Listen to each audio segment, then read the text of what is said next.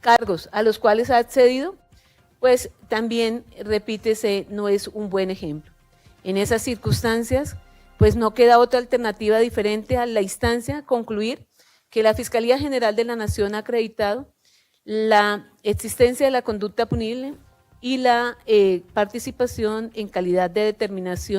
determinador del señor Álvaro Uribe Vélez en las conductas punibles de fraude procesal en concurso homogéneo respecto de los comportamientos a los cuales se ha hecho referencia, en los que se incurrió previamente a emitirse el auto inhibitorio del 16 de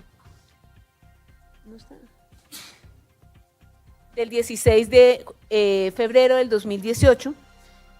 y los relacionados posteriormente. Igualmente en las conductas punibles de soborno en actuación penal respecto de los testigos Juan Guillermo Monsalve Pineda, Erudice Cortés Velasco y Carlos Enrique Vélez Ramírez, y por tanto obliga a esta instancia a anunciar en contra del señor Álvaro Uribe Vélez un sentido del fallo de carácter condenatorio por las conductas punibles de fraude de soborno en la actuación penal, repito, en concurso homogéneo en 3 oportunidades y en concurso heterogéneo en relación con el fraude procesal también respecto de los actos ejecutados previo a la emisión del auto inhibitorio y posterior, realizado también a través de varios actos en los que presuntamente se pretendía, hacer incurrir a la Corte Suprema de Justicia, Así también se anuncia un sentido del fallo absolutorio en relación con el delito de soborno respecto del evento de Hilda Niño Farfán. Ahora se dice el artículo 450 que el juez, al momento de anunciar el sentido del fallo, debe pronunciarse en relación con los mecanismos sustitutivos o la privación de la libertad. En virtud del artículo 450 de la Ley 906 de 2004, corresponde al juez de conocimiento, al momento de anunciar el sentido del fallo, ordenar la detención del acusado declarado culpable que se halle en libertad, cuando ello resulte necesario. No obstante, tal facultad también puede ser diferida hasta el proferimiento de la sentencia, sin que haya operado la ejecutoria del fallo de responsabilidad, tal como la Corte Suprema de Justicia lo ha sostenido recientemente, comillas. Además, la Corte Suprema de Justicia en su jurisprudencia ha indicado que el hecho de que la orden de captura no se haya anunciado al momento de pronunciarse el fallo no impide que dicha orden sea emitida en la sentencia cuando la condena sea por pena privativa de la libertad y no se concedan subrogados penales. Así lo estableció en varias sentencias en las que reafirma que la ejecución de la pena y las órdenes relacionadas con ella deben ser cumplidas sin dilación para garantizar la efectividad de la sentencia condenatoria. Se ha subrayado que, si el juez no ordena la captura de inmediato, esta debe ser dispuesta por el Tribunal de Apelación sin que el recurso suspensivo pueda afectar el inicio de la ejecución de la pena. Por mandato del anterior precepto, se hace necesario que los jueces observen que, en los términos de la Ley 906 de 2004, la ejecución de la sentencia y las órdenes que en ella se impartan, especialmente cuando se condena a un procesado a pena privativa de la libertad y se le nieguen subrogados o penas sustitutivas, resulta imperativo que la privación de la libertad se ordene en el mismo momento en que se anuncia el sentido del fallo. Dicho en otras palabras, cuando un acusado en contra de quien se anuncia un fallo de condena que conlleva la imposición de una pena privativa de la libertad cuya ejecución no tiene que ser suspendida, los jueces deben cumplir la regla general consistente en disponer su captura inmediata, para que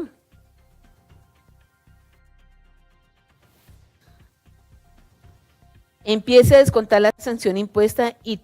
si tal mandato lo incumple el ACU, se debe impartir el correctivo por el AQUEN.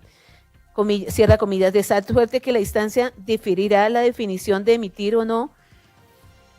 orden de encarcelamiento respectiva, basándonos en 2 hechos, a saber, inicialmente para permitir a las partes e intervinientes especiales intervenir en el traslado del artículo de que trata el artículo 447 del Estatuto Rituario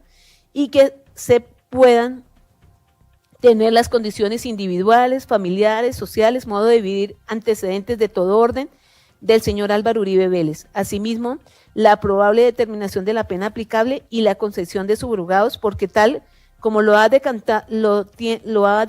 la Corte en recientes pronunciamientos, tal postura puede resultar mayormente garantista, toda vez que en las estimaciones de los sujetos procesales puede dotar de mayores insumos a la judicatura y adoptar una decisión acorde con los petitum elevado. Así se ha pronunciado la Corte Suprema de Justicia en la SU 220 del 2024. Además, de otro lado, el segundo aspecto a evaluar es que por las conductas por las que se profiere condena contra Uribe Vélez, esto es, soborno en la actuación penal y fraude procesal, cuya punición parte de un monto superior a 4 años e inferior a 8, en tanto el acusado indistintamente de la pena que se impondrá, se hace merecedor de la prisión domiciliaria como sustitutiva de la pena de prisión, acogiendo la pacífica postura del alto cuerpo colegiado que sobre el particular ha establecido. Tal razonamiento, comillas, no sobra precisarlo.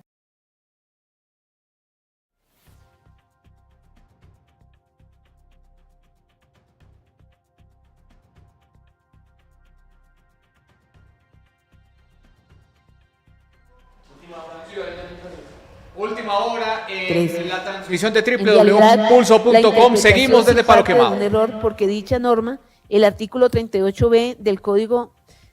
Penal, prevé que el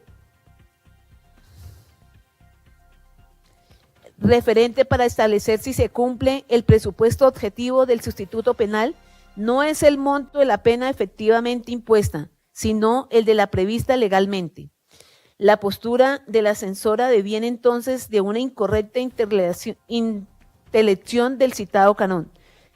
porque considera que para otorgar la prisión domiciliaria resulta suficiente que la pena infligida en la sentencia no supere los 8 años de prisión. Sin embargo, la citada disposición no demanda tal postulado y por el contrario es clara al sostener que el guarismo a analizar es la pena mínima fijada en la ley para el delito, por el cual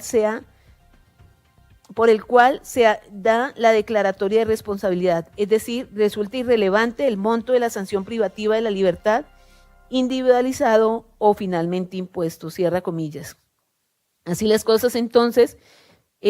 anunciado el sentido del fallo, señora fiscal, tiene usted el uso de la palabra para que se pronuncie en relación con las circunstancias a tener en cuenta al momento de dosificar la pena y conceder los mecanismos sustitutivos de la pena privativa de la libertad, conforme al artículo 447. Gracias, su señoría, conforme al traslado y escuchado el sentido de fallo, efectivamente el mismo señala la ley 906, lo es con el fin inicial de señalar las condiciones individuales, familiares, sociales, modo de vivir y antecedentes del culpable. Frente a este aspecto, como lo ha señalado usted, ante la renuncia al derecho de guardar silencio por parte de la persona aquí acusada, Álvaro Uribe Vélez, las mismas son conocidas ampliamente. Frente a la probable determinación de la pena, su señoría, tenemos que efectivamente su sentido de fallo lo es por un concurso de conductas punibles, soborno en la actuación penal, del artículo 444A, en concurso homogéneo por 3 eventos y en concurso heterogéneo por el delito de fraude procesal, artículo 453 por 2 eventos. Entonces, su señoría, para la tasación de la pena debe tenerse en cuenta lo normado en el artículo 31 del Código Penal frente al concurso de conductas punibles, en donde se establece que para eventos como el aquí presente, la persona será sometida a la que establezca la pena más grave según su naturaleza, aumentada hasta en otro tanto. Y para la individualización de la pena, su señoría, debemos tener igualmente que fueron establecidos y probados en este juicio las circunstancias de menor punibilidad del numeral primero del artículo 55 y las de mayor punibilidad del artículo 58, posición distinguida, numeral noveno, y la coparticipación del numeral 10º. y esos aspectos son fundamentales con base en lo normado en los parámetros del artículo 60 y 61 del Código Penal, en donde al momento de individualizar la pena se establecen los cuartos punitivos en los cuales debe ubicarse su señoría. Tanto el delito de soborno en la actuación penal como fraude procesal establecen unos parámetros de la pena de prisión de 6 a 12 años, una pena de multa que es mayor para el delito de soborno en la actuación de 50 a 2.000 salarios mínimos legales mensuales, mientras que para el fraude procesal es de 200 a 1.000 salarios mínimos legales mensuales. Así las cosas, como le establece el artículo 61 del Código Penal, al concurrir circunstancias de menor punibilidad, 1, y 2 circunstancias de mayor punibilidad, legalmente corresponde la fijación de la pena en los cuartos medios, que una vez realizado los cálculos correspondientes corresponden a lo siguiente.